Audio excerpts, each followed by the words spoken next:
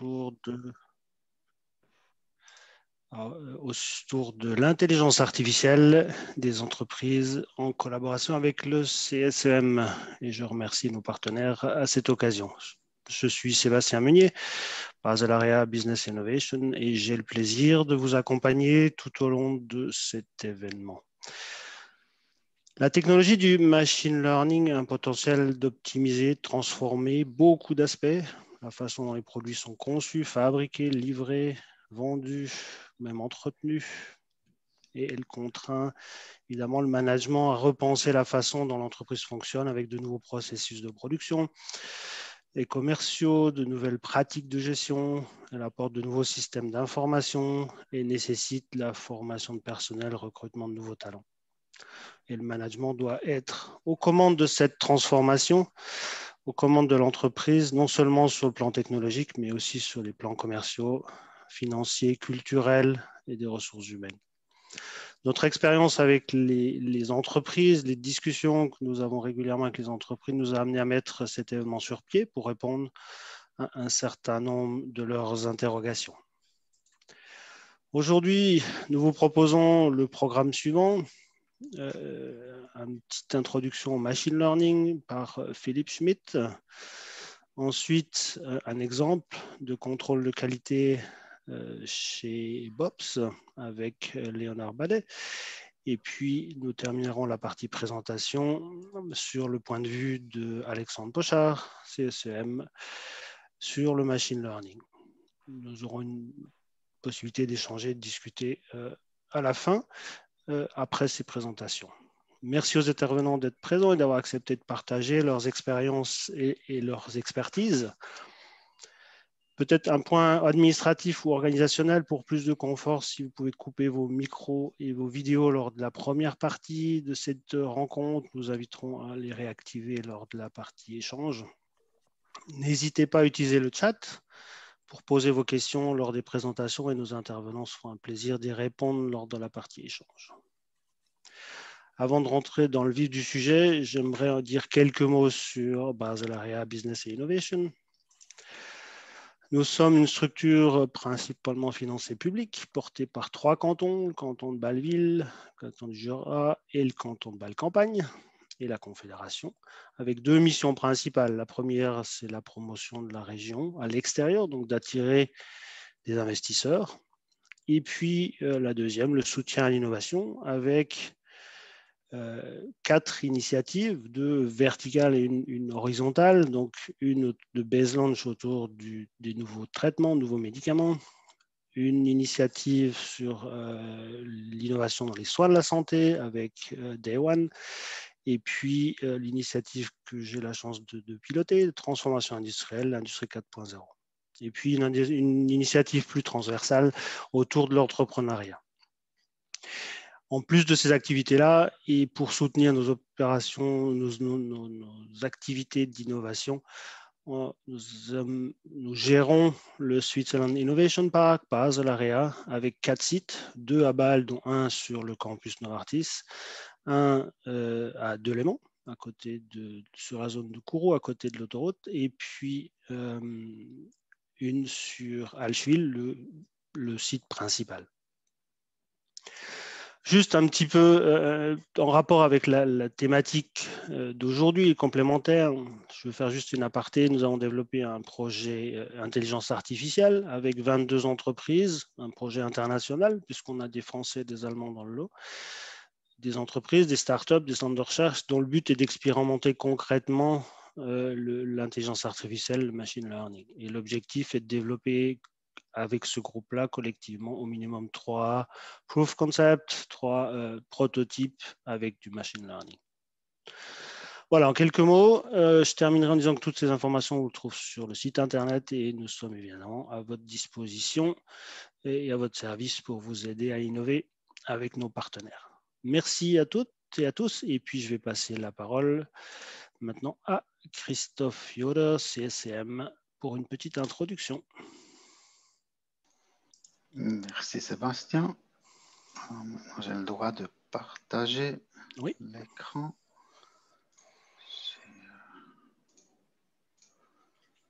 Alors, je m'appelle Christophe Joder, je suis responsable pour le développement de la région de Bâle et du Jura et aussi pour les relations avec nos partenaires. Je vais vous présenter un peu le XEM, comme on l'appelle souvent. Qu'est-ce qu'on fait? Quelle est notre mission? Quelques chiffres. Voilà. Peut-être le XEM dans un coup d'œil pour commencer. Alors, en total, nous sommes 525 collaborateurs avec pas mal de nationalités. Et si vous additionnez le nombre des années d'affiliation des collaborateurs, ça donne ce chiffre-là, c'est 1100 ans d'affiliation. Et ça veut dire qu'on a pas mal d'expérience en fait, des gens qui travaillent pendant très longtemps pour le XEM.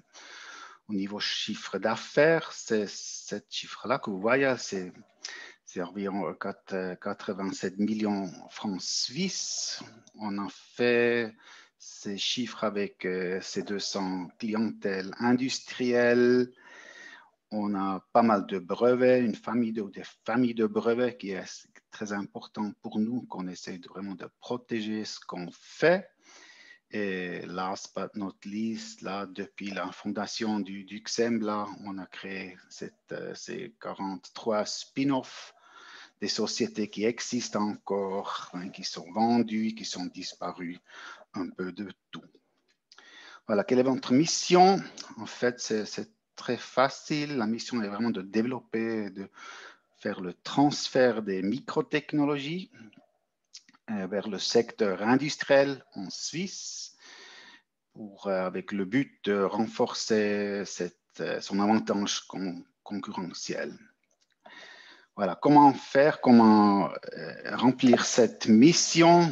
En fait, le XEM se positionne entre ces deux mondes, disons. Alors, c'est vraiment cette partie scientifique, académique, et puis de l'autre côté, cet domaine industriel. Nous, on fait le pont, en fait, en transférant les technologies, d'ajouter ce que nous, on développe nous-mêmes, en fait, chez nous.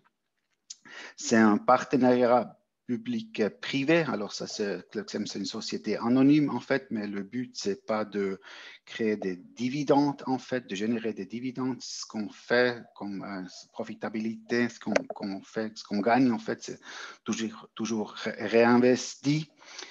Et puis, les actionnaires, c'est l'État de Neuchâtel, la ville de Neuchâtel, la Confédération et aussi une soixantaine des sociétés privées qu'on connaît comme la Swatch Group, la BKV par exemple ou Sonova. Voilà. Notre présence, en fait, on essaie d'être très proche de l'industrie. Vous voyez les sites là, comme ça se présente aujourd'hui. La maison mère se trouve à Neuchâtel avec environ 400 employés, plus ou moins. Dans une succursale sur Moutaine, sur Bâle. Avec ces deux sites, on sert en fait le Jura en fait et la région bâloise. Et puis dans les autres centres, on sert l'industrie qui se trouve dans ces cantons, comme vous les voyez en fait. Voilà nos focus technologiques du XEM. On commence avec ce qu'on appelle nous la Precision Manufacturing. Ça, c'est un peu les racines du XEM, en fait. Là, on fait tout ce qui est nécessaire pour servir ces besoins-là. Pas mal d'expérience, certainement dans ce domaine de Tools for Life Science, parce qu'on se trouve à Bâle, notamment, mais on fait aussi du Scientific Instrumentation, alors vraiment de l'équipement pour l'espace, en fait. Mais si vous voyez, Additive Manufacturing, ça c'est avec des polymères, par exemple, mais aussi avec des autres moyens, des autres matériaux. Là, au milieu, vous avez la digitalisation qu'on va parler ou qu'on parle aujourd'hui. Alors, ça couvre les IoT, Internet of Things, avec les capteurs, la transmission des données, ce qui est proche, le edge processing pour ce qu'on transmet, ce qui est vraiment nécessaire au niveau données. Mais comme vous le voyez aussi, comme j'ai dit déjà, on parle du machine learning, artificial intelligence. Ça, c'est tout inclus là-dedans. Et de plus en plus, les deux cercles, ils bougent ensemble parce que ce n'est pas uniquement le hardware qu'on développe, mais de plus en plus aussi du logiciel pour utiliser ce système. Tout à droite, là, vous voyez ce qu'on appelle le Sustainable Energy. Ce domaine, ça, c'est une division, en fait. Là, on s'occupe, on travaille avec des batteries, le réseau digital, maintenant au niveau énergie, en fait, là, avec le photovoltaïque, dans ce domaine-là, nous sommes actifs. Voilà, c'est assez large ce qu'on fait, ce qui nous permet vraiment de travailler sur plusieurs projets, plusieurs demandes, en fait. Ce qu'on a besoin, en fait, au niveau compétences, ça, on ajoute. Et puis, soit les gens travaillent à Landquart, comme vous l'avez vu, ou à Neuchâtel, c'est vraiment, c'est pas très important.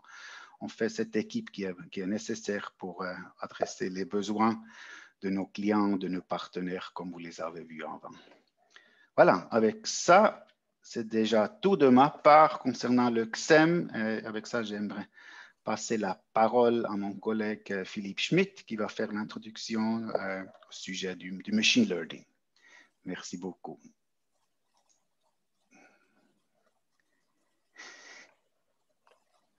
OK.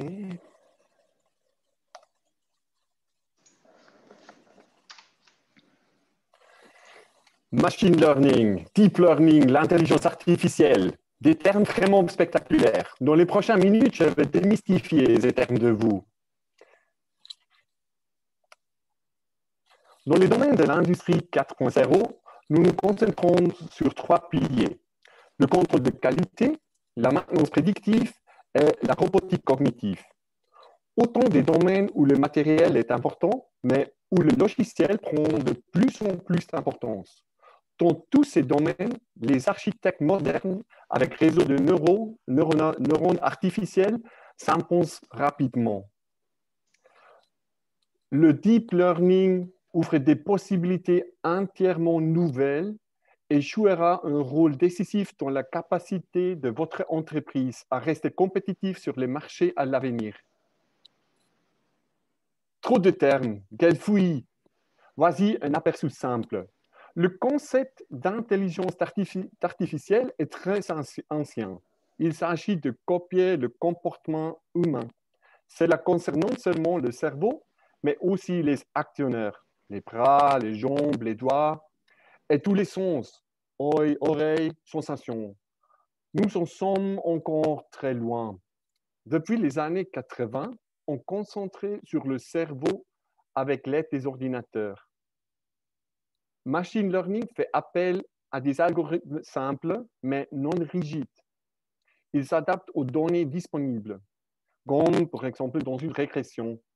Dans un sous-ensemble de machine learning, les réseaux neuronaux profonds, le deep learning, sont utilisés depuis un peu plus de 10 ans. Je vais expliquer ces concepts un peu plus en détail. Je vous présente François. Il est dans la fleur de l'âge et il est très content. Il dispose de 2 choses extrêmement importantes, l'expérience et le temps. 2 choses qui nous font souvent défaut dans la vie professionnelle d'aujourd'hui. Il est de plus en plus difficile de trouver des bons professionnels. La pression dans les entreprises est de plus en plus forte et personne n'a plus du temps. Ne serait-il pas formidable que nous puissions apporter notre expérience dans le logiciel et soutenir les jeunes employés inexpérimentés? Cela laissera également plus de temps pour les tâches complexes d'une entreprise, qui seront toujours effectuées par des personnes pendant longtemps. Jusqu'à présent, les ordinateurs ont été utilisés pour des tâches pour lesquelles les humains sont très mauvais, comme par exemple les calculs exacts ou le tri de données volumineuses. Maintenant, avec le deep learning, consiste maintenant à mettre l'expérience de ces personnes de François à la disposition des autres. Prenons l'exemple d'une chaise. Approche classique, pas de deep learning. J'ai une caméra industrielle et je veux qu'il reconnaisse cette chaise. J'utilise d'abord des filtres. Maintenant, l'image est pire pour nous, mais elle est plus facile pour l'algorithme. L'ingénieur doit maintenant définir des règles claires. Largeur, hauteur, angle, pixels, et développer un algorithme.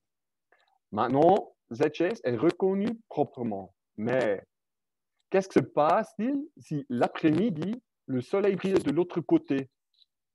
Ou pire encore, quelqu'un a tourné la chaise non intégrée. L'ingénieur doit ajuster l'algorithme encore et encore une fois.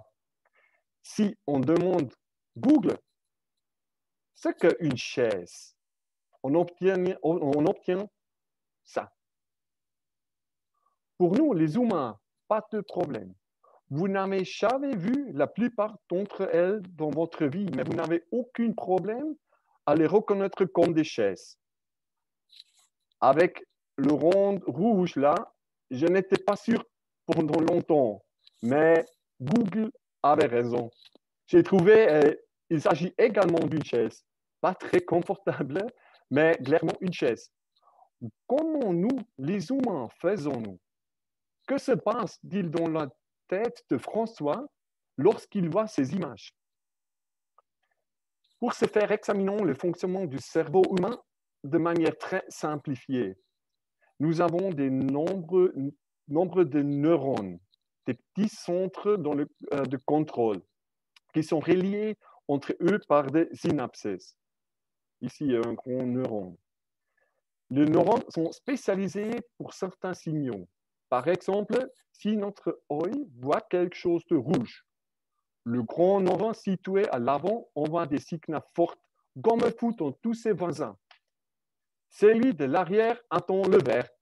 Quand il voit le rouge, il ne fait plus ou moins rien. Son bête, j'aime pas le rouge. Mais si il voit du vert, il envoie des signaux comme fou.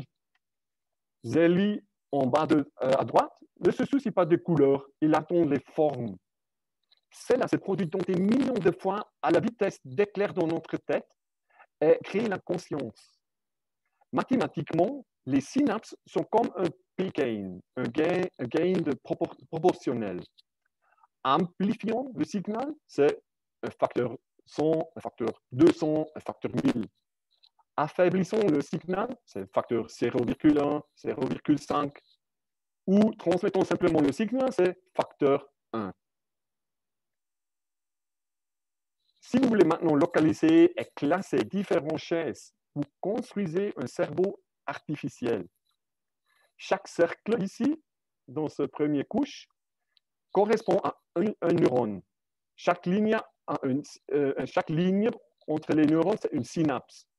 J'en ai dessiné seulement 6 dans la première couche. Souvent, vous en utilisez 1024.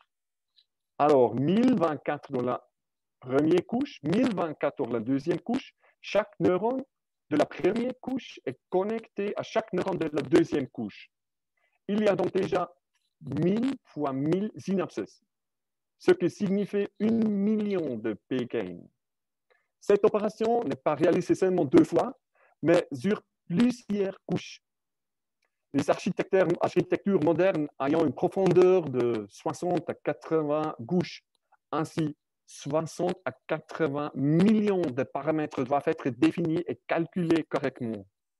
Pour toute personne qui a déjà réglé un contrôleur PID, il est déjà très difficile de trouver les 3 paramètres corrects. Ici, nous sommes à la recherche de 80 millions de paramètres. Mais lorsque vous les avez trouvés, le logiciel reconnaît les chaises tout aussi bien que notre François. À titre de comparaison, 80 millions de synapses, c'est beaucoup. Mais si on va à la nature, une grande nuit, on a 20 fois plus, et François a 2 millions de fois plus de synapses dans la tête. Nous sommes donc encore loin d'un humain artificiel. Pendant longtemps, la puissance de calcul a été un problème majeur. Aujourd'hui, ce problème est plus ou moins résolu. Grâce aux joueurs, les gamers, on a maintenant le hardware de NVIDIA. Il existe des versions spéciales pour l'industrie. Pour 10 watts, vous obtenez 32 billions de flops, floating point opérations par seconde. C'est énorme, millions, milliards, billions. Alors, je demande, quelle est la longueur de votre mot de passe? On peut dire que la puissance de traitement n'est plus un problème. Je vous ai montré comment construire un réseau de neurones, mais comment intégrer l'expérience de François dans cette structure. C'est comme pour un bébé. Le cerveau est là, mais il doit encore être rempli de connaissances. Ce qu'on appelle la formation, training. Comme pour les humains, il existe 3 classes principales. Le premier, le supervised learning, apprentissage supervisé. Généralement, le professeur. Il dit les choses comme elles sont, je le crois, et je peux apprendre des nouvelles choses. Le deuxième, c'est le reinforcement learning, apprentissage par renforcement, apprentissage par louange et la punition. Espérons que l'enfant ne touche qu'une seule fois la cuisinière chaude. Les animaux sont généralement dressés avec des friandises comme récompensés. La troisième, c'est unsupervised learning, apprentissage non supervisé. Le Saint Graal, c'est essentiellement de l'expérience. Nous apprenons toutes des nouvelles choses chaque jour et pouvons appliquer ces connaissances à des situations que nous n'avons jamais vues auparavant. Comme avec les chaises, vous n'aviez pas de professeur, vous n'étiez jamais puni parce que vous ne saviez pas. Mais grâce à votre expérience, vous pouviez reconnaître les chaises immédiatement. Ces 3 classes sont utilisées pour la formation du réseau de neurones avec les données. Pourquoi aujourd'hui? Pourquoi maintenant? Certains des concepts ont déjà 30 ans, mais 2 facteurs clés expliquent pourquoi maintenant. La première, c'est l'énorme puissance de calcul. Grâce à la loi de Moore, qui permet de doubler la puissance informatique tous les 18 mois environ, nous disposons aujourd'hui d'une puissance de calcul considérable pour un coût modique. Deep Learning est maintenant accessible à tous, et pas seulement aux très grands acteurs comme Google ou Amazon ou Facebook. Le deuxième facteur est l'explosion dans un autre domaine, les données. Mais plus important encore que les données, il existe des informations supplémentaires, des connaissances spécialisées sur les données. On dit les labels. L'explosion des données est énorme. En une seule journée, nous ne parlons plus de téraoctets, mais de pétaoctets et maintenant de hexaoctets. 90% des données ont été générées au cours des 2 dernières années seulement. La collecte de données devient également de plus en plus facile pour les machines. Cela aide énormément maintenant ces nouveaux algorithmes. On avait les données et on avait le calcul. Aujourd'hui, il existe de nombreuses sociétés sur le marché qui vendent les réseaux de neurones. Le réseau de neurones n'est plus un problème.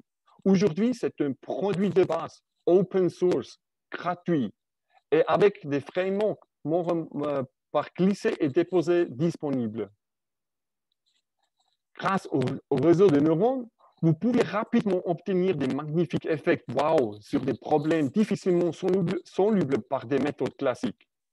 Ici, l'effort pour ces vidéos est environ maximum à 2 jours, mais ça n'est pas une solution en soi. Si vous parlez de déploiement industriel, le pipeline complète et tous ces points sont importants. Le pré-traitement, la connaissance des experts, l'IP, jusqu'à la facilité d'utilisation. Les outils doivent être utilisés par les personnes qui travaillent sur la machine et non par l'expert en sciences de données. Au CSM, nous concentrons les développements depuis de nombreuses années sur cette tâche exactement. Je suis maintenant très heureux de passer le mot à Léonard de Bobst pour un très bon exemple d'industriel d'utilisation de Deep Learning. Merci beaucoup, Philippe. Je vais partager mon écran. Non, Je te demanderai juste peut-être, Philippe, la confirmation que mon écran se voit correctement. parfait, oui. Super, merci pour l'introduction et merci pour cette première partie. Bonjour à toutes et à tous. L'idée pour moi, c'était de vous présenter un cas d'application réussi ou concret où on a intégré l'intelligence artificielle, en l'occurrence le deep learning, dans un cas d'application industrielle. Et vous partagez quelques-uns des enjeux qui ont été les nôtres et puis des résultats qu'on a pu en tirer. Alors, je vais d'abord très rapidement vous présenter la société Bobst, non pas pour vous faire une présentation de la société, mais plus pour vous donner un petit peu le contexte industriel qui est le nôtre, aussi la taille d'entreprise. Également, vous donner un aperçu du département qui a relevé ce challenge. Et puis, bien évidemment, vous présenter en fait le problème qu'on a cherché, qu'on a réussi à résoudre au travers de l'intégration de cette technologie. Voilà. Rapidement, qu'est-ce que nous faisons chez Bobst et qu'est-ce que fait la société Bobst? Donc, Bobst est le premier fournisseur mondial, un des premiers fournisseurs mondial d'équipements et de services destinés aux fabricants d'emballages et d'étiquettes.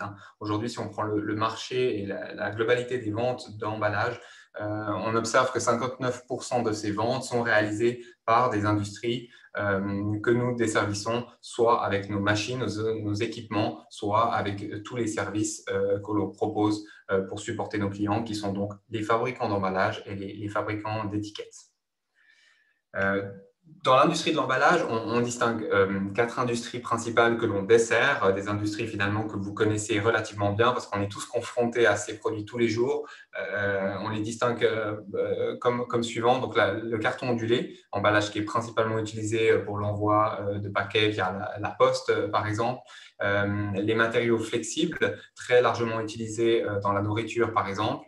Le carton plat, les emballages dits en boîte pliante, utilisés pour les cosmétiques, pour la nourriture également et pour le pharmaceutique notamment. Et puis, bien sûr, tout le marché des étiquettes qui viennent se déposer sur tout type d'emballage, bien souvent en plastique. Pour vous donner juste un aperçu de la taille de l'entreprise, parce que je pense que c'est aussi intéressant au regard des ressources disponibles, de la capacité à investir dans la recherche et le développement et dans l'innovation. Donc, j'ai rassemblé quelques chiffres de l'année passée. On parle d'une entreprise d'un peu plus que 5 000 employés, un chiffre d'affaires d'1,37 milliard pour l'année passée. Chiffre d'affaires impacté comme beaucoup par le Covid. Et puis, on a l'habitude de dire qu'on investit environ 5 à 6% de notre chiffre d'affaires dans la recherche et dans le développement. Il faut savoir que c'est vrai que Bobst est une entreprise avant tout technologique qui a toujours cherché à faire la différence de par sa capacité à innover et à amener des produits qui font la différence sur le marché, qui se distinguent de la concurrence par la technologie plus avancée. Et donc qui a un réel intérêt à toujours intégrer le meilleur des technologies disponibles sur le marché. Voilà pour vous donner le contexte de l'entreprise Bobst. Peut-être rapidement aussi une présentation sur moi-même ou plutôt sur le département qui a réalisé l'implémentation de cette technologie. Donc, je m'occupe du département groupe technologie, qui est un département d'environ un peu plus de 60 ingénieurs hautement qualifiés qui va développer des solutions qu'on qualifie à haute valeur ajoutée qui vont bénéficier à l'ensemble des lignes de produits de Bobst, que ce soit dans le domaine de l'IoT, par exemple, dans le développement des plateformes cloud, du contrôle qualité, c'est ce qui va nous intéresser aujourd'hui, également des capteurs, de l'innovation, de la fabrication additive et de la propriété intellectuelle. En termes d'expérience, donc je suis ingénieur EPFL. Je profite aussi de dire que j'ai une expérience en différentes positions, mais je ne suis pas non plus un expert du développement. Ce n'est pas moi qui ai participé à développer et à implémenter ces solutions. Et je vais aujourd'hui vous transcrire les feedbacks et les lessons learned ou les acquis de l'équipe au travers de ce projet. Voilà pour ça. Alors, sans plus attendre, discutons du problème à résoudre. Je pense que c'est toujours important de bien comprendre, de bien situer le problème avant de voir la solution se présenter.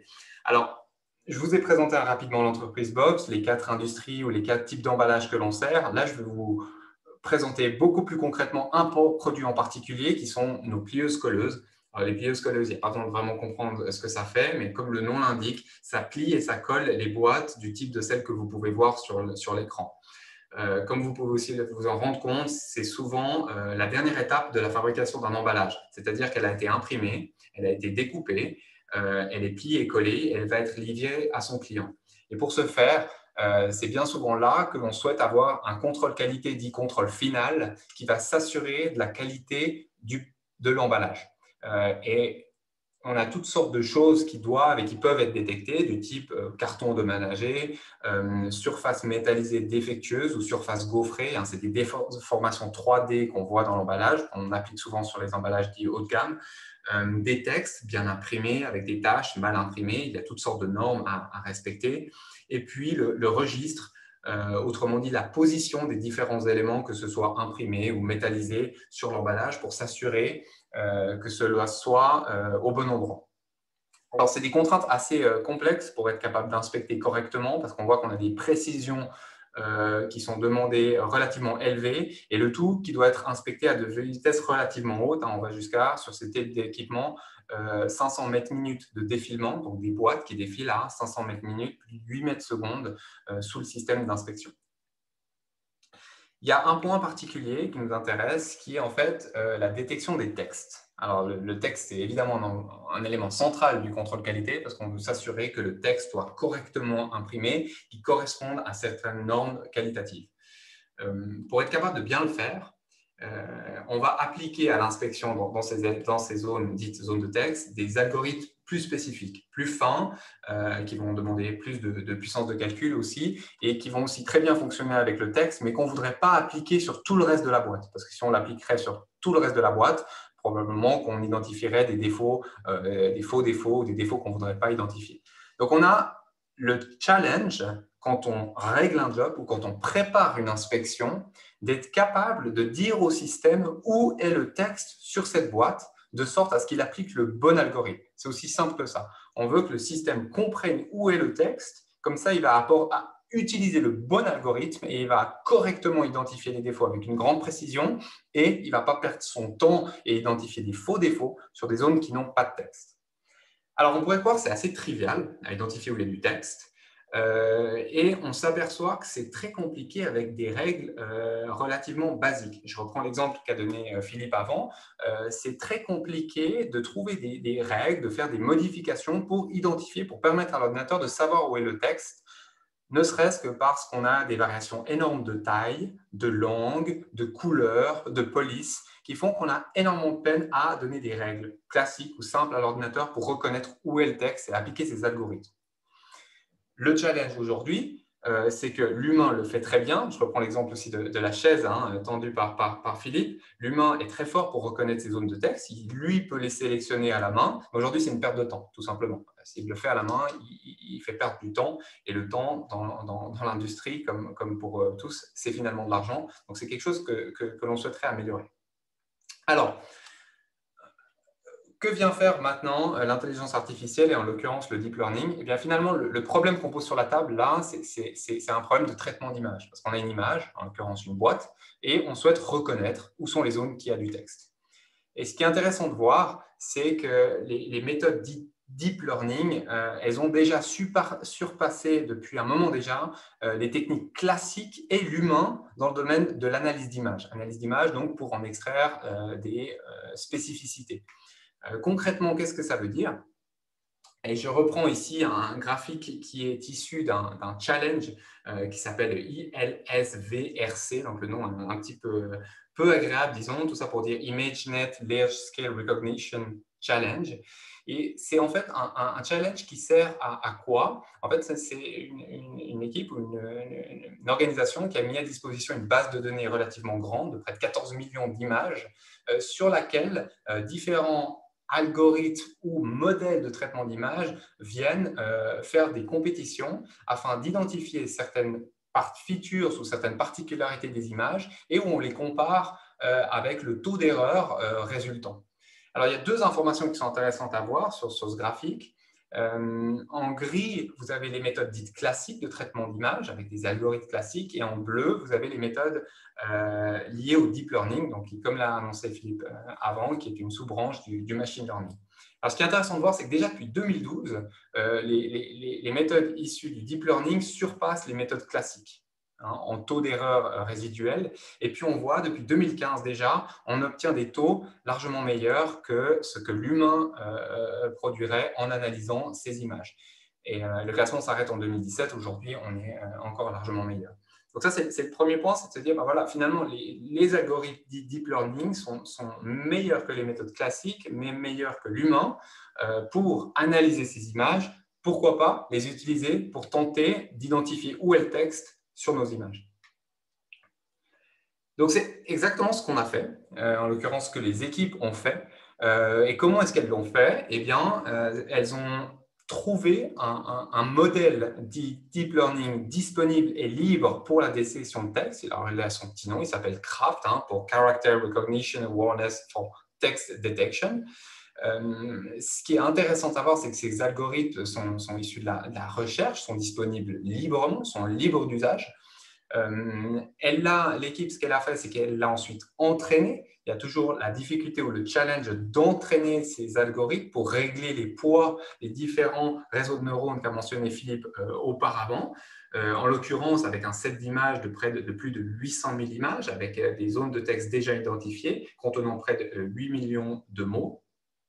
Et puis ensuite et enfin, lorsqu'on a vu les résultats positifs que ça donnait, c'est-à-dire une bonne capacité à identifier du texte, eh bien, on l'a intégré via une plateforme dans le software, le logiciel du produit en question, ce qui est aussi, dans le cas présent, souvent un challenge, parce que un challenge largement accessible, mais parce que le code ou les modèles ne sont pas forcément dès le départ dans des langages, dans des formats qui permettent d'être intégrés dans un produit industriel qui est le nôtre, en l'occurrence l'AccuCheck, qui est notre système de contrôle qualité. Donc voilà, pour vous parler un petit peu des résultats qu'on a obtenus, aussi des enjeux, des challenges, finalement, l'intégration a été relativement rapide, voire même très rapide. On parle d'1 à 3 semaines de développement pour un développeur. Qu'est-ce qui a été fait durant ces 1 à 3 semaines? Eh bien, finalement, c'est trouver l'algorithme. Encore une fois, le modèle deep learning, encore une fois, qui sont disponibles librement. De le tester avec un set ou une base de données d'images. Là encore, on a eu la chance ou l'opportunité d'avoir des images à disposition qui avaient déjà des textes identifiés, donc qui a permis de très précisément l'entraîner. Et puis ensuite, d'être capable de transformer le format du logiciel pour l'intégrer dans une version de logiciel industriel versionné que l'on pouvait mettre dans notre produit qu'est l'AccuCheck. On a obtenu des très bons degrés de précision avec des bons degrés de sensibilité également. Donc, la précision, c'est lorsque le modèle identifie du texte, à quel pourcentage de chance est-ce que c'est bien du texte? On obtient plus de 99%. Et puis, en sensibilité, c'est si on a 100 zones de texte sur une image, combien il va en détecter? Et là, on obtient des taux à 90%. Et aujourd'hui, la solution est donc intégrée, elle est disponible dans nos produits. Donc, le nom du système de contrôle qualité s'appelle l'AccuCheck et la solution est complètement intégrée, vendue avec notre solution de contrôle qualité. Voilà. Ce que je voulais aussi partager avec vous, finalement, c'est 2-3 questions, recommandations ou en tout cas choses que l'on a appris en réalisant ce projet, et puis peut-être pour vous guider pour également aller de l'avant dans l'utilisation de ces technologies dans d'autres produits que j'ai pu récolter au travers de mes discussions avec l'équipe, et notamment avec Mario Bellino qui a dirigé l'équipe qui a mis en place ces technologies. En discutant avec eux, il y a 3 points principaux qui sont ressortis. Un des premiers points assez classiques et assez importants lorsque l'on souhaite utiliser des technologies dites deep learning ou machine learning, c'est l'importance des données. Il est important d'avoir des données disponibles et exploitables pour être capable d'entraîner le modèle. Ça, c'est souvent un des gros points. On a un modèle, mais ce modèle, on veut l'entraîner à reconnaître du texte. Donc, il faut avoir les moyens de l'entraîner avec des images où on peut savoir où est le texte et l'aider à devenir meilleur. Le deuxième point, et je l'ai déjà mentionné avant, donc je ne m'arrêterai pas trop longtemps là-dessus, mais il y a le souci d'être capable de traduire ce modèle deep learning issu souvent de la recherche ou d'essais ou d'université dans une solution industrialisable et pérenne dans un univers industriel avec des produits qui sont mis à jour ou pas, qui sont dans des langages différents de celui de la recherche ou pas, et ce genre de choses. Donc, ça demande certaines compétences au sein des équipes pour être capable de le faire. Il faut aussi savoir, et ça c'était un des feedbacks notamment de Mario, que c'est des sujets qui sont souvent motivants, très motivants pour les développeurs, parce que voilà, c'est des sujets qui parlent, c'est des sujets du futur et le futur actuel, donc même plus à proprement dit futur, mais c'est des sujets qui sont souvent très motivants pour les équipes. Et puis enfin, et probablement le point le plus important, c'est le choix du bon problème. Et là, en discutant avec l'équipe, on souhaitait transmettre le fait que c'est important de commencer peut-être petit et ne pas résoudre le problème absolu dès le départ. Pourquoi commencer petit? Parce que ça va permettre d'obtenir des résultats assez rapidement, de faire des premières étapes, de pouvoir aussi fournir, montrer des solutions, d'en apprendre, puis de continuer à avancer. Je reprends l'exemple de la QCheck. Aujourd'hui, on a résolu un petit problème. On a résolu le problème d'enlever le temps que l'opérateur perdait pour sélectionner les zones de texte. Notre vision, c'est d'aller bien plus loin et d'avoir un système de contrôle de qualité dont l'ensemble des réglages se fait grâce à des modèles de machine learning qui intègrent les choix que fait l'opérateur lorsqu'il choisit de ne pas inspecter un défaut ou il choisit d'accepter un défaut ou rejeter deux types de défauts, que le système soit bien plus intelligent. Mais c'est un degré de complexité supérieur. On a commencé étape par étape avec voilà, une première intégration, un premier succès. Également aussi, c'est une solution qui nous permet de rendre son travail plus facile, de l'aider, mais si le modèle ne fonctionne pas, il peut toujours le corriger à la main. Donc, on a aussi beaucoup de sécurité quant à l'aptitude du modèle à fonctionner. S'il ne fonctionne pas, son intervention humaine est toujours possible. Aussi, un autre point, et ça je pense que Philippe l'a très bien décrit dans son introduction, notamment avec le problème de la chaise, c'est important de choisir un problème bon, on va dire, et adapté au machine learning, c'est-à-dire probablement pas un problème qui se décrit facilement grâce à des règles binaires. Si tu vois ça, tu dois en déduire que ceci, si tu vois ceci, tu dois en déduire que cela. Si vous êtes face à ce type de problème où des règles simples vous permettent de classifier, probablement que ce n'est pas un problème dédié au machine learning. Voilà pour ce que je voulais vous partager aujourd'hui.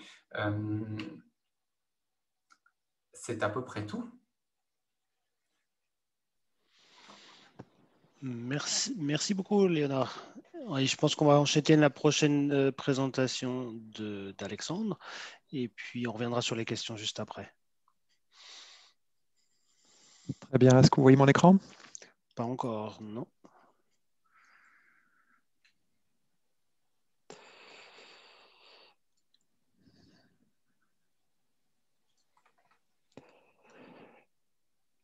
Alors, parfait, oui, ça marche. Très bien. Merci. Alors, bonjour à toutes et à tous. C'est un plaisir pour moi de partager mon point de vue sur les applications du machine learning. On verra qu'elles sont très nombreuses, elles sont variées, elles sont aussi très souvent accessibles aux PME.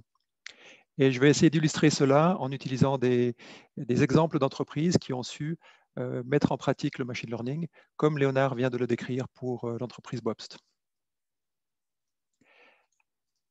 Alors, s'il est un élément qu'on aime faire quand on parle d'intelligence artificielle ou de machine learning, c'est toujours de comparer l'humain et la machine, parce que c'est un peu un fantasme qui nous poursuit. Et un des bons moyens de comparer les éléments ou les capacités cognitives d'une machine et d'un humain, c'est évidemment le jeu d'échecs, qui est une référence en termes de complexité. Le nombre de combinaisons possibles sur un jeu d'échecs est de l'ordre de 10 puissance 120, en suivant les règles des échecs. Et pour comparaison, le nombre d'atomes estimés dans l'univers est de 10 puissance 80. Donc il y a 40 ordres de grandeur entre le nombre de combinaisons possibles aux échecs et puis le nombre d'atomes dans l'univers, donc ce qui est assez hallucinant. Et donc, c'est bien ce que IBM a voulu faire, de battre le champion du monde, Garry Kasparov. Et on sait tous qu'IBM a réussi, puisqu'en 1997, leur ordinateur Deep Blue, basé sur une architecture massivement parallèle, qui était capable de calculé 200 millions de combinaisons possibles par seconde, a réussi à battre Garry Kasparov. Et ça a été évidemment un point majeur, mais qui était plutôt lié à une capacité de traitement brut de calcul. Donc après, on est passé aux choses sérieuses, et puis d'autres se sont attelés au jeu de Go. Et le jeu de Go, qui est très apprécié dans les pays asiatiques, est encore beaucoup plus complexe que les échecs, avec 10 puissance 170 combinaisons possibles. Donc là, 50 ordres de grandeur en plus que celui des échecs. Et puis pour ce faire, ils n'ont pas sorti l'artillerie lourde, ils n'ont pas utilisé des ordinateurs super puissants, mais ils ont justement implémenté ces réseaux neuronaux profonds dont a parlé Léonard et Philippe avant, pour résoudre ce problème. Et puis l'entreprise américaine qui s'est fait ensuite racheter par Google a réussi avec ce système AlphaGo à battre le champion coréen qui avait 18 titres de champion du monde à son actif, au terme d'une succession de 5 matchs. Et là, l'ordinateur a gagné 4-1 face au champion coréen. Ça a été d'ailleurs un wake-up call, comme on dit, pour le monde asiatique. Et c'est à partir de cette année-là, 2015, que la Chine, notamment, s'est mise à investir très fortement dans le domaine du machine learning, et qui fait qu'elle est aujourd'hui, en termes de brevets, tout à la pointe, au même niveau que les États-Unis, ou voire même un peu en avance. Et AlphaGo a appris à jouer, si on veut, en analysant des millions de parties jouées entre des humains. L'évolution suivante, c'est AlphaGo 0, où là, l'ordinateur non seulement a appris en regardant ce que faisaient les humains, mais il apprend en faisant des parties contre lui-même, et puis donc en s'améliorant très rapidement en fonction des résultats qu'il a obtenus. Et ainsi, AlphaGo 0, la nouvelle version, elle est capable en 3 heures de jouer comme un débutant humain, mais elle est capable en 3 jours de battre quiconque sur cette planète en apprenant de manière automatique. C'est à peu près comme si vous commenciez à jouer du piano le vendredi soir du week-end de Pentecôte et que le lundi soir, vous jouiez aussi bien que Lang Lang, ce qui est assez frustrant, il faut le reconnaître, pour ceux qui pratiquent le piano. Voilà. Ensuite, il y a eu évidemment beaucoup d'autres progrès qui ont été faits. Reconnaissance d'images, telle que l'a mentionné Léonard pour son application, reconnaissance vocale, reconnaissance de texte. Et toutes ces applications-là sont aujourd'hui largement déployées dans nos activités, dans nos vies privées et professionnelles. Je prends ici un exemple de l'utilisation du machine learning au travers de DeepL, qui est ce traducteur automatique qui traduit plus de 26 langues. J'ai tapé là sur la gauche de l'écran un petit texte et vous constatez, pour ceux qui parlent l'allemand, la qualité obtenue sans aucune retouche de l'algorithme basé sur des réseaux neuronaux convolutionnels qui donnent des résultats absolument bluffants. Et ça, c'est fait quand vous faites une requête là-dessus, ça passe par un sort de superordinateur qui est en Islande et qui, en quelques millisecondes, vous donne une traduction qui est quasiment parfaite, en tout cas qui est très bonne. Donc on voit que c'est utilisé vraiment dans la vie quotidienne pour des applications plus ou moins utiles. Alors, celle que j'ai montrée avant, elle était très utile. Celle-ci, elle est beaucoup plus futile. Mais même si c'est futile, ça permet quand même de faire progresser la technologie. Et puis aussi un petit bénéfice annexe, ça permet de montrer aux jeunes qui jouent maintenant avec ces éléments-là que la technologie existe. Quand j'étais jeune, on parlait déjà d'intelligence artificielle, mais c'était un espèce de concept très abstrait. Alors qu'aujourd'hui, c'est une réalité que vous tenez dans votre téléphone portable et avec laquelle les jeunes peuvent jouer. Donc ça permet aussi de rendre la chose beaucoup plus concrète. Voilà, vous allez me dire, oui, mais c'est que les géants du numérique qui vont tirer bénéfice du machine learning. Alors effectivement, ce sont bien les premiers concernés par ces développements-là. Dans les 390 milliards de dollars de revenus d'Amazon, il y a une partie qui vient grâce à l'optimisation des informations qui vous sont affichées sur la plateforme, qui dérivent effectivement des algorithmes de machine learning. Donc, ces acteurs-là sont ceux qui en bénéficient le plus, mais il serait faux de penser qu'il n'y a rien pour les autres. Et Léonard a montré un exemple d'une application dans le contexte de Bobst. Je vais vous montrer d'autres applications qui sont dans des domaines très variés. Il faut voir que le marché du machine learning est super vaste. Ça couvre l'agriculture, on verra quelques exemples après, la santé, comme par exemple le traitement d'images à nouveau permettant, en se photographiant la peau, de détecter si c'est un cancer de la peau ou pas, et donc d'aider à la décision s'il faut aller voir un praticien. Ça peut être le domaine des transports, on pense évidemment à la voiture autonome, ça peut être le domaine de la production, de la vente, de l'administration, etc. C'est un marché qui, en 2018, pesait environ 7 milliards de dollars et qui, en 2025, devrait peser à peu près 100 milliards de dollars, avec donc 45% de croissance annuelle. Alors, prenons quelques exemples. On a vu l'agriculture, qui, à première vue, n'est pas le domaine le plus high-tech auquel on peut penser. Et pourtant, c'est un domaine des plus prometteurs pour le machine learning. Google ne s'y est pas trompé puisqu'il investit déjà massivement dans ces robots qu'on peut voir sur l'image, qui parcourent les champs pour inspecter et collecter un maximum d'informations sur la manière dont les plantes grandissent afin de pouvoir plus tard optimiser leur croissance avec des solutions que Google fournira. Mais rapprochons-nous plutôt de la Suisse, et dans ce cas-là d'Yverdon-les-Bains, avec la société EcoRobotics, qui là aussi a mis sur le marché des solutions permettant de faire une distribution très ciblée de pesticides uniquement là où c'est nécessaire, c'est-à-dire sur les mauvaises herbes, mais pas sur les plantes que l'agriculteur veut planter, veut faire grandir. Et puis, c'est une application qui résonne évidemment dans le contexte des votations que nous aurons bientôt, parce que là, au lieu d'interdire complètement les pesticides, eh bien, cette société EcoRobotics propose une solution qui permet de réduire de plus de 90% la consommation de pesticides, parce qu'on ne les dépose que là où c'est vraiment nécessaire. Et donc, avec ce robot totalement autonome, au niveau énergétique avec des panneaux photovoltaïques et une batterie, autonome en termes de positionnement grâce à un système GPS et des caméras, le robot est capable d'inspecter les mauvaises herbes qui sont sur le sol et puis de venir déposer les herbicides là où c'est nécessaire.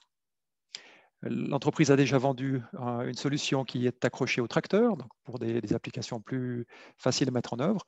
Et dès cette année, elle vend ce robot qui est une application directe d'une technologie, le machine learning, combinée avec d'autres, qui apporte une nouvelle solution.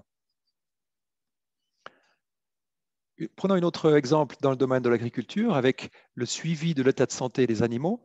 Le CSEM s'est allié avec l'Agroscope pour ce projet-là, pour le suivi de la santé des porcelets, mais ça a été fait aussi pour d'autres types d'animaux. Pardon, là j'ai cliqué un peu vite. Vous voyez qu'on est capable très facilement de mesurer la température, par exemple, des porcelets ou leur activité physique, ce qui permet de déduire quels sont les individus qui peut-être sont un peu plus en marge, un peu plus seuls, avec une température plus élevée, qui indiquerait que le porcelet en question a un problème de santé, et donc de cibler le traitement antibiotique sur cet animal-là et de ne pas donner les antibiotiques à toute la population de manière préventive, comme c'était souvent le cas. Voilà une autre petite application agricole qui montre que même là, le machine learning peut être appliqué. Si on monte un peu dans la chaîne de valeur au niveau agricole, eh bien, je vous présente une petite application que nous avons développée avec Buller. Buller, c'est un leader mondial dans le domaine du traitement, notamment des céréales, avec 2,7 milliards de revenus. Ils sont situés tout proche de Zurich.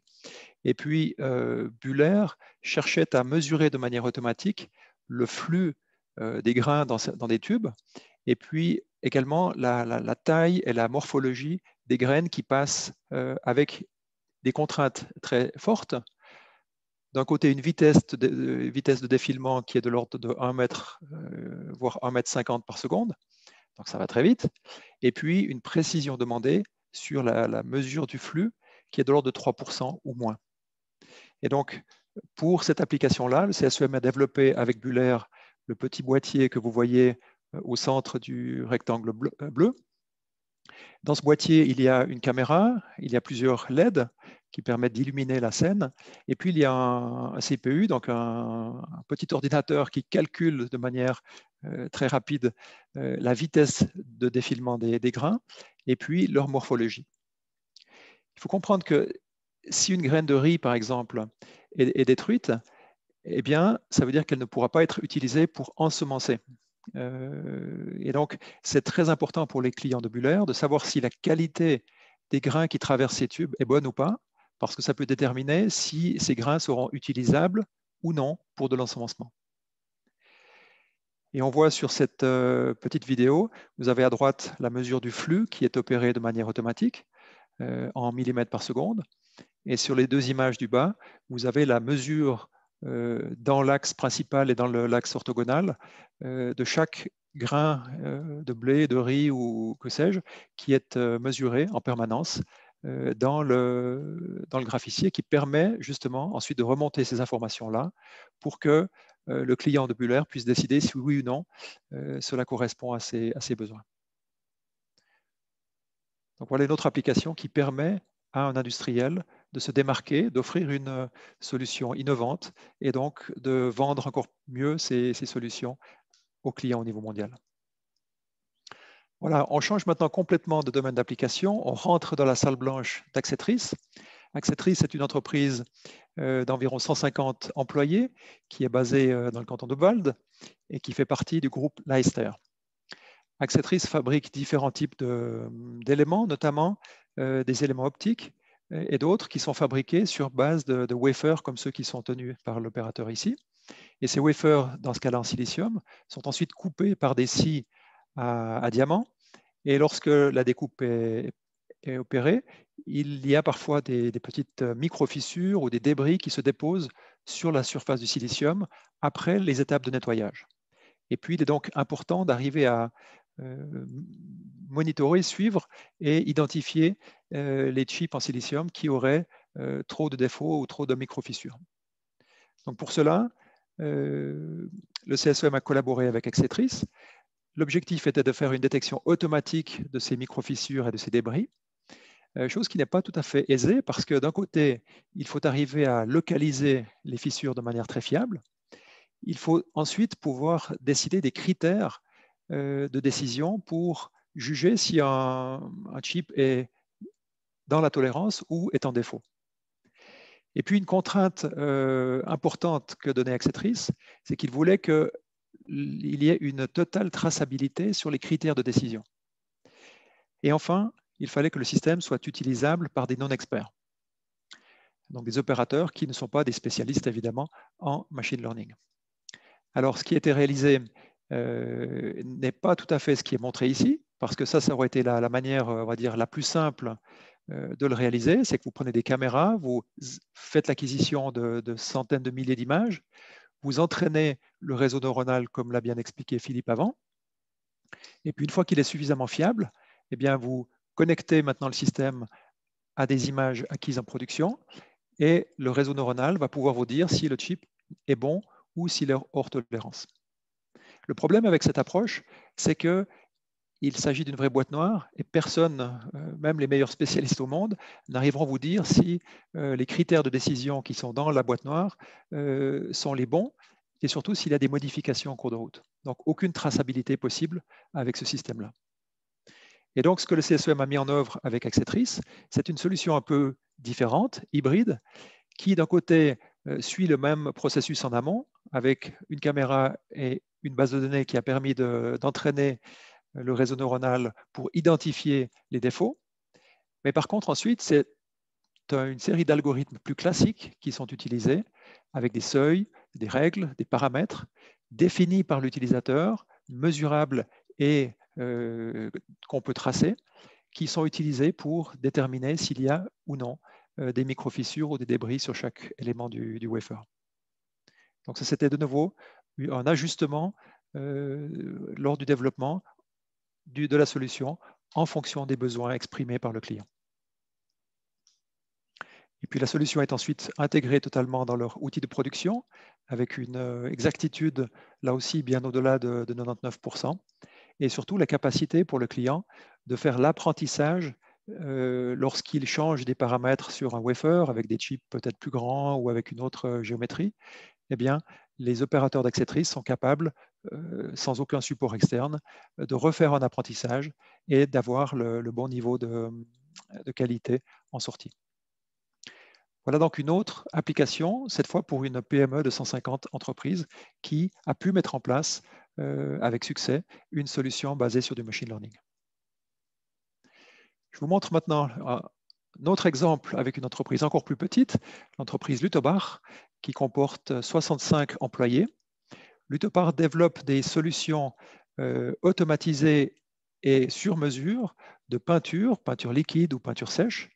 Ils vendent leurs solutions et ils les exportent aussi à l'étranger. Et ils sont vraiment spécialisés pour des installations complètes, clés en main et adaptées aux vrais besoins du client. Alors, Lutobar a un problème dans leur production, c'est qu'ils doivent gérer des milliers de références de profilés en aluminium comme ceux qu'on voit ici à l'écran. Et ces profilés d'aluminium sont aujourd'hui suivis, tracés par un système papier qui est évidemment assez chronophage à mettre en place. Les papiers peuvent être perdus, peuvent être mélangés. Et un problème supplémentaire, c'est que certains profilés sont extrêmement difficiles à distinguer. Si vous prenez les deux profilés qui sont indiqués sur le bas de ma slide, je vous laisse trouver la différence. Et en fait, elle se situe sur la partie gauche et basse du profilet, mais la différence est vraiment minime. Et à l'œil, l'opérateur ou la personne qui suit ces pièces perdrait beaucoup de temps à retrouver la bonne référence. Donc là aussi, Lutobar a fait appel à l'expertise du CSEM pour développer une solution toute simple à mettre en place avec un téléphone qui permet par exemple de prendre une photo de la pièce. Un petit algorithme va détecter automatiquement le contour de cette pièce-là et puis ensuite va l'enfiler dans l'algorithme principal basé sur du machine learning qui va comparer le profil de la pièce avec les profilés qui sont dans la base de données et donner ensuite une probabilité associée à un profilé qui est remonté. Et on voit comment cela est mis en place avec cette vidéo où l'opérateur, ou dans ce cas-là c'est une démonstration évidemment, prend une photo du profilé, appuie sur un bouton et en l'espace de une ou deux secondes, voit la probabilité que ce soit le profil 502 et on voit que la probabilité est de 96% dans ce cas-là. Donc il arrive en l'espace de quelques secondes à identifier le profilé, alors que s'il avait dû le faire manuellement, eh bien cela lui aurait pris plus de temps et aurait peut-être mené à des erreurs. Comme l'indiquait Léonard avant, c'est aussi motivant d'avoir ce genre d'application pour les ingénieurs et pour les employés de la PME en question, parce que ça leur permet de montrer aussi avec fierté qu'ils appartiennent à une entreprise qui est dynamique et qui se tient au goût du jour, plutôt que de voir ces profilés avec les feuilles papier qu'on a pu voir avant. Ça donne une image de modernité, de progrès que les employés apprécient également et participent de leur fierté de travailler pour l'entreprise. Voilà une dernière application basée sur la reconnaissance d'image. C'est celle que je vous montre ici pour l'évaluation de fibres. Le CSEM a travaillé avec une entreprise qui fabrique des tapis avec des propriétés bien spécifiques qui doivent être mesurées et certifiées au cours de la production. Et cet exercice était jusque-là réalisé avec des images très détaillées, gigapixels, et puis elle prenait jusqu'à 4 semaines d'une personne qui devait vraiment compter et mesurer la composition de ces fibres. Eh bien, le CSEM a pu mettre en place avec des algorithmes de machine learning basés et combinés avec de la vision industrielle pour que, en l'espace de quelques secondes, l'algorithme puisse automatiquement identifier toutes les fibres qui sont présentes dans ce tapis et puis donner avec une exactitude aussi au-delà de 99% la composition précise, le nombre, la densité, le nombre de défauts qui sont visibles sur cette image-là sans qu'il y ait besoin d'aller en profondeur avec l'opérateur. Voilà, c'était plusieurs exemples de solutions basées plutôt sur une application de vision industrielle couplée à du machine learning. Et puis je prends là une autre application qui n'a pas du tout alors le même domaine, n'est pas basé sur la vision, mais sur du process control, donc de régulation automatique, avec cette entreprise ATP Hydraulique qui compte environ 50 employés dans la région de Küsnacht. Et puis cette entreprise, elle fait de la régulation automatique sur des piliers qui sont indiqués là. Et si je lance la vidéo, vous voyez à gauche la régulation non optimisée.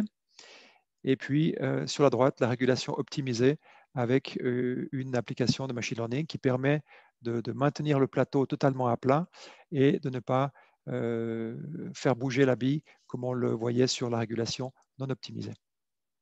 Donc là aussi, une application d'un algorithme de machine learning pour une application totalement industrielle.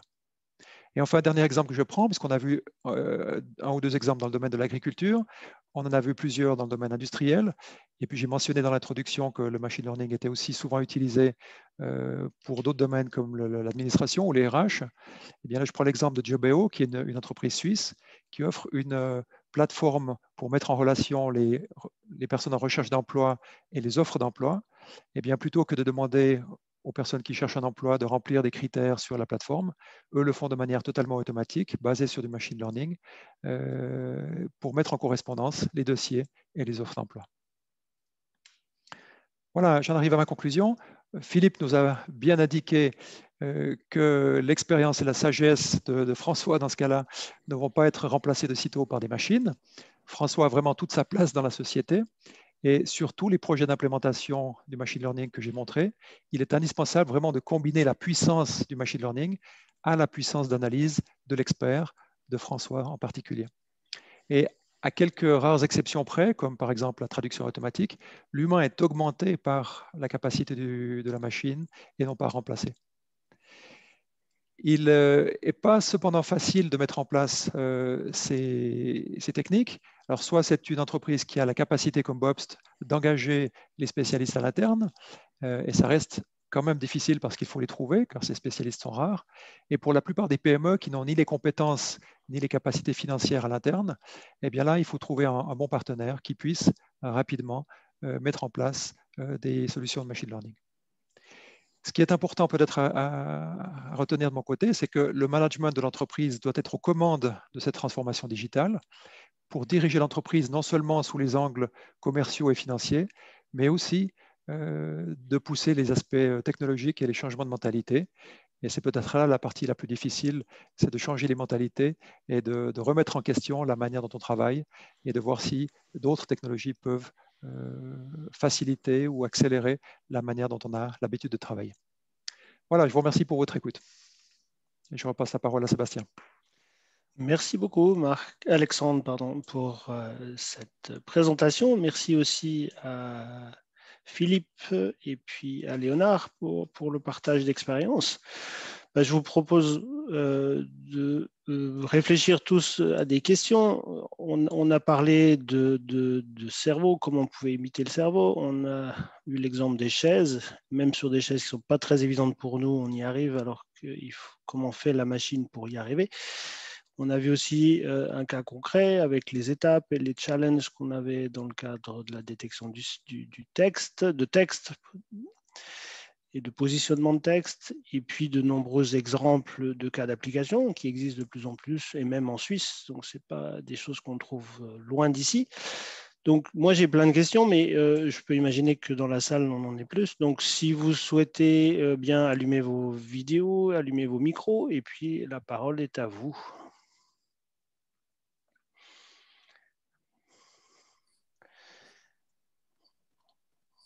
La première question est toujours la plus difficile, mais oui, Christophe.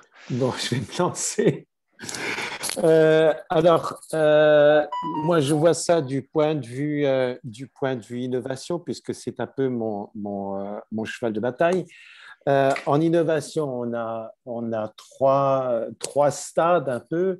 Le premier, c'est effectivement la reconnaissance du problème, la définition du problème. Le deuxième, c'est d'en trouver la cause, et le troisième, c'est d'en trouver la solution. Alors, avec tout ce qu'on a vu, on a défini clairement la reconnaissance, elle est impeccable, on a tout ce qu'il faut. Et la deuxième étape, est-ce que et comment, et est-ce que c'est dans dans la vision de l'intelligence artificielle, de rajouter des éléments de cause, c'est-à-dire on avait par exemple des exemples de coupures je ne sais pas, on avait scié, etc. Il y avait des restes, il y avait des débris, il y avait des choses, etc. Est-ce qu'avec l'intelligence artificielle, par exemple, on arriverait à définir est-ce que c'est dû à une mauvaise, l'outil mal affûté, est-ce que c'est un positionnement, est-ce que c'est ci, est-ce que c'est cela? Et ensuite, en troisième position, donc, quels sont les remèdes à y porter? Est-ce qu'il faut changer la lame? Est-ce qu'il faut corriger l'outil? Est-ce qu'il faut le jeter, etc.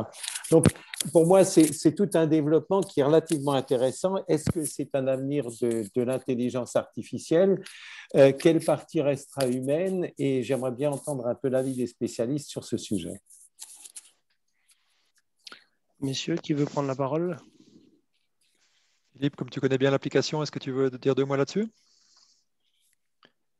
Je veux dire les paroles à Léonard, peut-être, mais non. Par rapport à l'application qu'on a montré que tu connais bien des fibres et de l'analyse, est-ce que là, on peut aller au-delà et puis indiquer quelles sont les raisons derrière ces problèmes constatés? Alors, l'architecte, ou c'est vraiment comment on aide les humains dans l'application? C'est-à-dire, mon point, il est tout simple. Avec ces applications, on a une définition très claire de la reconnaissance. On reconnaît les graineries trop grands, trop petits, on reconnaît les coupures qui sont bien ou mal faites, on reconnaît les impressions qui ne sont pas bonnes, mais une impression, par exemple, est-ce que c'est un manque d'encre, est-ce que c'est parce que l'impression a dérapé, etc. Il y a un tas de choses comme ça qui sont, OK, on sait que ce n'est pas bon, la qualité n'est pas bonne, on éjecte le produit, oui. Mais pour vraiment arriver au bout de l'optimisation et de l'amélioration du produit, il faut encore 2 étapes supplémentaires. Alors, c'est certainement possible. Et moi, ça m'intéresserait parce que c'est un peu la correction de l'ensemble. Je veux dire, dans le cas de Toyota, on a la fameuse corde qu'on tire, puis tout le monde se réunit, et puis on fait une analyse, et puis on se dit, voilà, on va prendre ces mesures. C'est un peu dans ce sens-là que je pose ma question dans le sens de l'intelligence artificielle. Et c'est certainement possible, mais est-ce que c'est tellement gigantesque à faire? Est-ce que c'est réaliste? Est-ce que c'est dans le domaine des prochaines années ou pas? Ouais. Ma compréhension, c'est que les algorithmes aujourd'hui qu'on utilise, ils sont extrêmement performants pour une petite tâche spécifique. Donc, pour, par exemple, analyser l'image du wafer d'acceptrice, c'est dire le chip est bon ou pas bon. Par contre, l'analyse derrière, la compréhension des problèmes et de leur traitement et de comprendre qu'est-ce qui, dans le process en amont, a causé ça, nécessitera, j'imagine, dans le futur, d'autres algorithmes spécifiés pour cette analyse. Mais en tout cas, aujourd'hui, à ma connaissance, n'est pas du tout touché par l'intelligence artificielle. Je laisse peut-être les autres personnes à détailler, mais je ne pense pas que ça soit aujourd'hui possible d'aller au-delà des exemples qu'on a pu voir, par exemple, de manière automatique. Effectivement, peut-être pour rebondir sur ce que tu disais, Alexandre, oui, le but, si je prends l'exemple des machine box, on a parlé de l'impression, oui, le but est clairement, chaque fois que possible, de permettre une rétroaction, c'est-à-dire d'agir sur le processus pour le corriger. Maintenant, il y a une étape qui est de reconnaître le défaut, puis après de définir si c'est possible. En l'occurrence, sur ces machines, ce n'est pas possible d'agir sur l'impression parce que c'est déjà fait, mais il y a des machines où on peut agir sur le processus en direct. Comment le corriger? Et puis, des fois, le comment se corriger, peut-être que dans un cas, on pourrait utiliser du machine learning pour trouver le modèle, mais peut-être aussi dans d'autres cas, lorsqu'on a identifié le type de défaut, la règle à corriger est très basique, triviale. Et puis, on le ferait différemment, pas forcément avec du machine learning. Oui. Mais ça dépend beaucoup de l'application, effectivement. Merci pour le retour. D'autres questions? Merci. Frédéric? Une question, est-ce que ce qui a été appris dans un domaine peut être transposé après dans un autre domaine? Je pense par exemple analyse au niveau du biomimétisme, Est-ce que ce qu'on peut apprendre de la formation d'un coquillage ou quelque chose qui est optimisé comme pas possible, est-ce que c'est possible d'utiliser après pour la conception de structures ou de choses comme ça? Il existe plusieurs de manières pour réaliser des choses comme ça. Comme on a un modèle de base et on peut faire des transfer learning, domain adaptation et spécialiser le modèle sur une machine, par exemple. Alors, normalement, si vous avez beaucoup de machines dans la production, vous startez avec vraiment un modèle de base et après ça, spécialiser sur chaque machine. Oui, je veux dire oui. D'accord. Merci. On a passé le temps qu'on avait convenu. Je vous propose qu'on continue à échanger parce qu'on a besoin d'un petit peu de temps. Pour ceux qui doivent partir, bien sûr, vous êtes libre. Je mets juste dans le chat une possibilité de nous faire un feedback et un retour par rapport à ce que vous avez trouvé de cet événement-là. Mais je vous propose encore de prendre une ou deux questions pour pouvoir continuer cette discussion. Moi, j'aurais une petite question à Léonard. L'application développée pour la reconnaissance de texte vous fait gagner combien de temps à un utilisateur? Parce qu'à la fin, il faut gagner de l'argent. Donc, quel est le rapport? Enfin, qu'est-ce que vous avez réussi à gagner avec cette solution? Effectivement, c'est une bonne question. On parle de minutes. Je pense que c'est une durée qui va de 30 secondes dans un cas d'emballage simple à plusieurs minutes dans un emballage complexe. Donc, c'est un gain significatif sans être délirant. L'autre point aussi, c'est qu'on simplifie indépendamment du temps l'opérabilité du système d'inspection. C'est des systèmes qui sont très complexes par rapport à ce qu'un opérateur a l'habitude d'utiliser. Et rien que le fait d'avoir moins à lui expliquer, voilà comment sélectionner le texte, voilà qu'est-ce qu'il faut faire, c'est aussi un gain de temps en termes d'expérience utilisateur. Et j'imagine que c'est le début d'un processus, c'est-à-dire qu'après, ce sera ça plus d'autres solutions qui nous permettront d'arriver à vraiment un gain significatif. Exactement. La finalité pour nous, on peut le partager très ouvertement. Aujourd'hui, on prend beaucoup de temps à régler les critères d'inspection. Qu'est-ce qu'on souhaite éjecter? Qu'est-ce qu'on souhaite garder en fonction de critères de départ? Et aussi, on va faire évoluer ces critères au cours de la production en fonction de ce qu'on peut voir. La vision, si je peux le dire comme ça, ou vers quoi on aimerait tendre, c'est un système beaucoup plus intelligent qui apprend par lui-même ou qui adapte les critères en fonction des choix de l'opérateur, qui comprend voilà, ce type de défaut, l'opérateur dans ces cas-là, il les enlève, ce type de défaut, tiens, il les garde, c'est pas très sensible, et puis qui évolue continuellement. De manière, pour nous, l'expérience ultime, c'est on n'a quasiment plus rien à régler. Le système sait qu'est-ce qui doit être et comment ça doit être inspecté. Merci. D'autres remarques ou d'autres questions? Oui, on en a deux là. Serge, avec le son, ce serait mieux.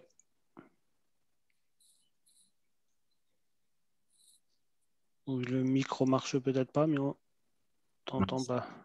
Oui, c'est bon. C'est bon, on m'entend? D'accord. Je représente une société qui s'appelle Propsium et pour répondre à la question de M. Walsh, nous sommes amenés, alors je parle de ce que je connais le mieux, hein, mais c'est-à-dire de nos outils.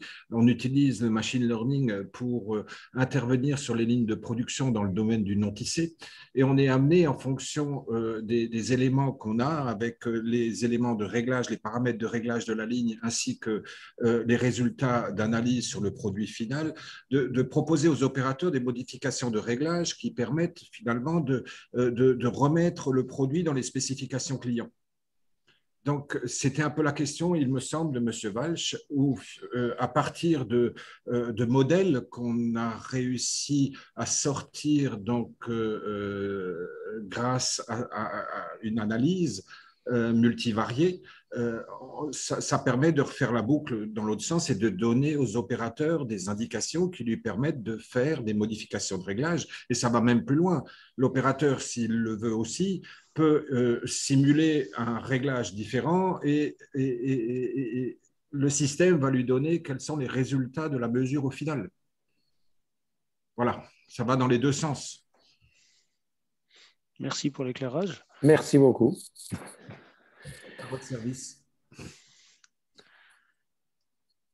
Alors, moi, j'avais encore une autre question par rapport aux éléments que Léonard Badet avait exprimé. Donc, il y a un inventaire d'erreurs potentielles qui est pris en compte.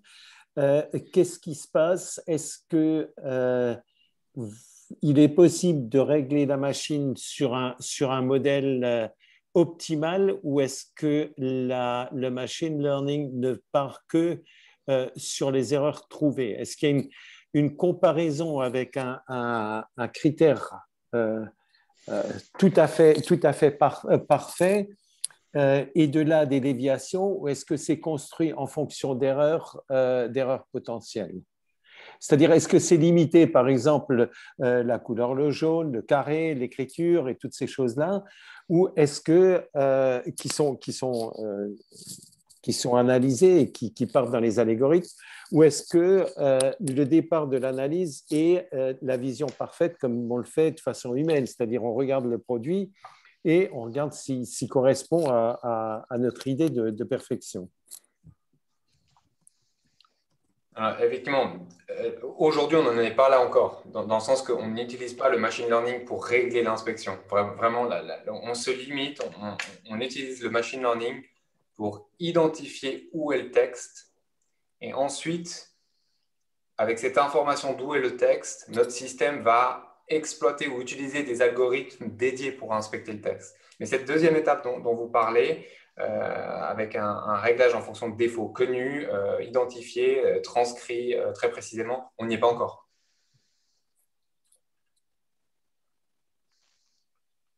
OK, merci. Encore une ou deux questions?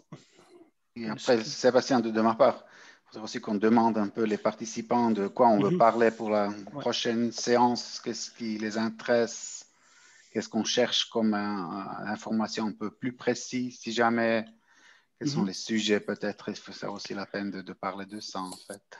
Ouais. S'il n'y a pas d'autres questions, on passe au sujet suivant. C'est-à-dire, on avait prévu de rester court sur les événements et de pouvoir en faire plusieurs, justement pour répondre aux besoins et puis pas prendre trop de temps aux entrepreneurs ou au management. Est-ce que vous avez des souhaits? Est-ce que vous avez des questionnements pour les 2 prochains événements qu'on proposait dans le fil, dans la continuité de celui-ci?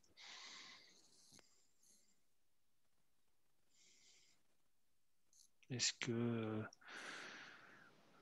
François Pahu ou est-ce que Arnaud Met, vous avez des retours, des souhaits, des questions auxquelles on pourrait répondre? Peut-être tout est clair maintenant.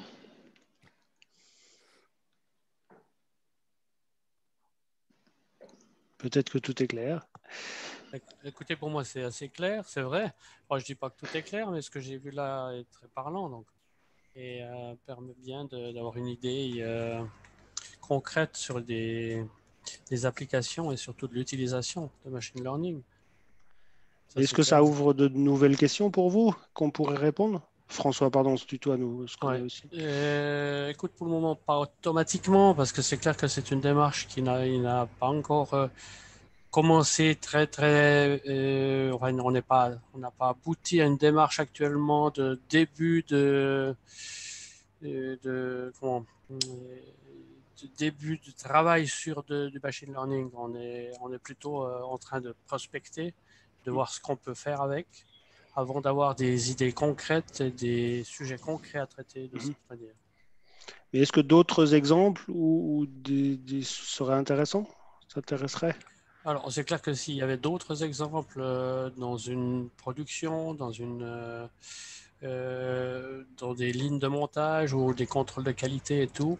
Ça pourrait être des choses intéressantes pour nous, c'est clair. Ouais, super. Ok, merci de ton retour. De rien. Peut-être, si tu te permets de juste intervenir, Philippe Serre, aussi du CSM, nous avons des cas de figure qui sont peut-être intéressantes, qui sont peut-être intéressants dans ces cas de figure, où il y a des entreprises qui se mettent au début dans une première phase un peu ensemble pour comprendre certains domaines. On a le cas dans d'autres régions de Suisse où ça marche relativement bien dans une première étape qui est très intéressante pour se familiariser un peu la chose. Et les organisations, entre autres le CSM, qui se tient à disposition pour aller de l'avant, pour un peu voir comment on peut aller dans ce domaine. Et là, il y a moyen de discuter avec les collègues, avec d'autres entreprises, etc., pour se mettre un peu ensemble et se faire peut-être une première étape et déboucher un peu la chose. Alors, Philippe et Christophe sont dans le groupe qu'on a mis en place pour développer une première étape, un premier prototype collectivement. Ouais. Ouais. Merci de le rappeler, Philippe. Merci. Moi, ce que je trouverais, si je peux me permettre, ce que je trouverais intéressant, c'est j'ai beaucoup aimé la réponse de M. Böhm, et ça serait peut-être intéressant de voir aussi qu'est-ce qu'on peut faire de ces applications. On a vu le domaine d'application, mais ce qui serait intéressant aussi, c'est de voir un peu l'utilisation, c'est-à-dire une fois qu'on a les résultats, c'est bien joli, on a des reconnaissances, on a tout ça, mais quelles sont les applications, quelle est l'utilisation qu'on peut en faire et où sont les limites de ces éléments. Je crois que ça serait peut-être ça vaudrait la peine d'avoir une discussion ou quelques exemples. Très bien. D'autres, ce que je peux proposer, Philippe, Christophe, si jamais on n'a pas d'autres retours, on peut aussi rappeler les différentes personnes qui ont participé et qui ont dû partir un peu plus tôt pour affiner et puis trouver des exemples intéressants. Absolument. Parfait. Écoutez, je crois qu'on va en rester là. Je voulais rappeler que j'ai mis juste dans le chat un petit questionnaire de satisfaction. N'hésitez pas à nous faire vos remarques et puis donner un ou deux sujets si jamais vous dites tiens, ça serait bien qu'on approfondisse ce point-là ou ce point-là et on le fera avec plaisir lors de la prochaine rencontre. Je tenais encore à remercier très chaleureusement nos trois speakers. Merci d'avoir fait l'effort, Philippe, de parler en français. Et merci à vous d'avoir sélectionné des exemples concrets et pragmatiques qui parlent. Je pense que le machine learning est une solution individuelle, même si on a besoin de beaucoup d'exemples pour se faire une idée et de se dire, tiens, maintenant, je me lance. Donc, merci beaucoup. Voilà, ce que je voudrais, c'est encore une fois merci aux spectateurs, au public qui est resté jusqu'à présent. Et puis, vous souhaitez à toutes et à tous une bonne fin de journée. Je ne sais pas, Philippe, Christophe, tu voudrais ou Alexandre ajouter quelque chose Non, c'est bon. Parfait. Eh bien, écoutez, merci beaucoup à toutes et à tous. Merci pour l'organisation. Merci à vous et puis à bientôt. Merci bien. Bonne soirée, merci, au revoir.